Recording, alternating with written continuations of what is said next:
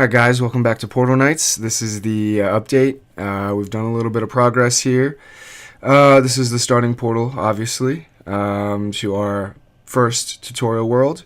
I got Nuggleberries here.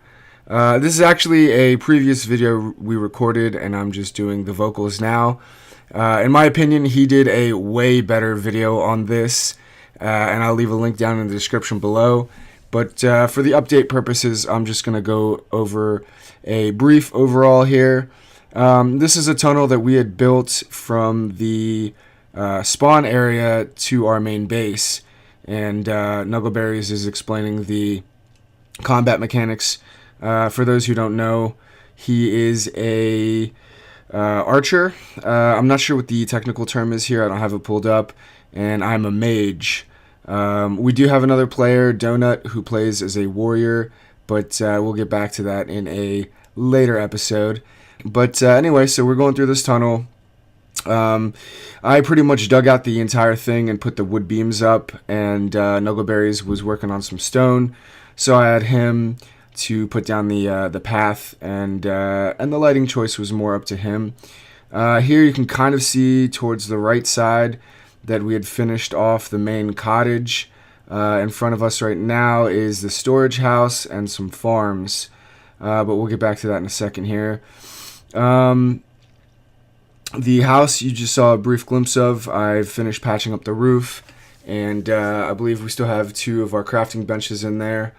Here we're going to the backyard. I expanded this out a little bit further than the world originally was. I'm not sure if there is a limit to how far out you can build, and maybe we will try and see how far you actually can go. But I was able to put blocks at least maybe 5, 6 blocks over the cliff of what was already here, and underneath us is just a big giant gap where one of the enemies fell through. So here I'm grabbing some dirt and filling it in. But I did put up this fence because, like I said, it overhangs the world completely by a couple blocks. So the second you take a step over this edge, you're done. You're gone. But again, there's the starting house. I believe we're about to talk about some crops here. Still jumping around. And yeah, there I'm showing the edge of the world. There is nothing below us other than the dirt, obviously, in this one block. So yeah, it's fun. It's definitely a fun game, and I do want to continue to expand and see what the limits are. Here we're talking about the storage house that Nuggleberries built. It looks very inviting with the gargoyles and the bushes out front. There's our starting house again. I think I take a step inside here. One crafting bench. That's right, because we have one outside now. The roof is almost done. I did fill those in a later episode, which I'll try and get to shortly here. Let's see, what are we doing here now? I think we're going to start talking about the crops. We have, I think, wheat and... I can't remember what the other crop is here. Carrots I'm standing above. That's wheat. Oh, obviously that's... cotton here that I'm standing on, and I think it's funny that you can actually run on cotton. All the other crops you actually run through, well, and the bushes as well you can run on top of. But here I find it funny that you can actually run through the fields as well as the carrots, but the cotton you just jump on top of. Here are our bushes. I'm not sure what these are called. I believe Nuggles calls them frugal berries. Again, you should check out his video. It is well done, and it gave me a laugh. Here is our little ridge with all of our trees planted. We have a couple different trees.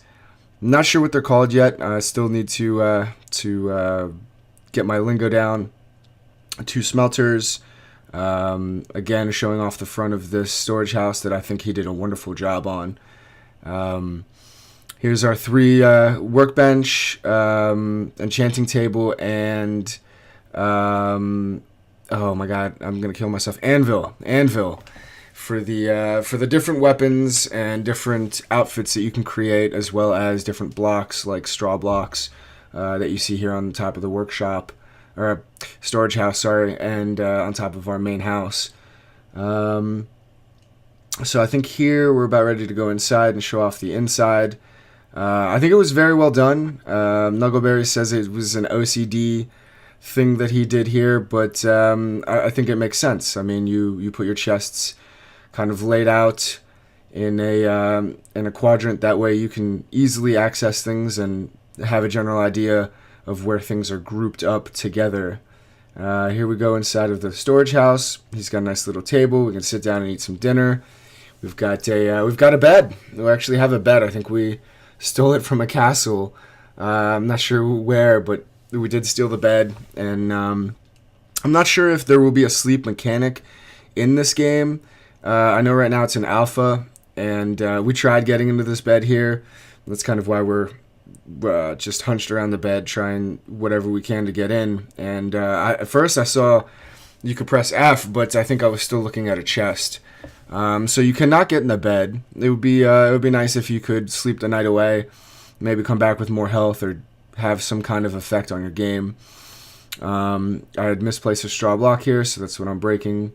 The chests out back, they're just kind of right now mismatched, and it's the second time we've moved them, so I'm still trying to get an idea of where all the things are.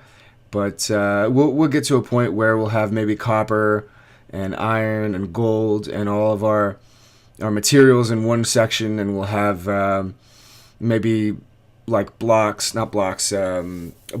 of gold and iron in another location, finished products that we've smelted, and so forth and so on. Here I'm just giving you a little bit of an overview of what our world looks like. I think we've terraformed it pretty well. I've taken a little bit of this castle out for the stone blocks, and it is a pretty large world for being the first one, and I think our goal here is to finish leveling everything off. Well, that concludes the update video on Portal Knights. Hopefully you enjoyed it. If you did, leave a like, comment, subscribe. As always, Merkin out.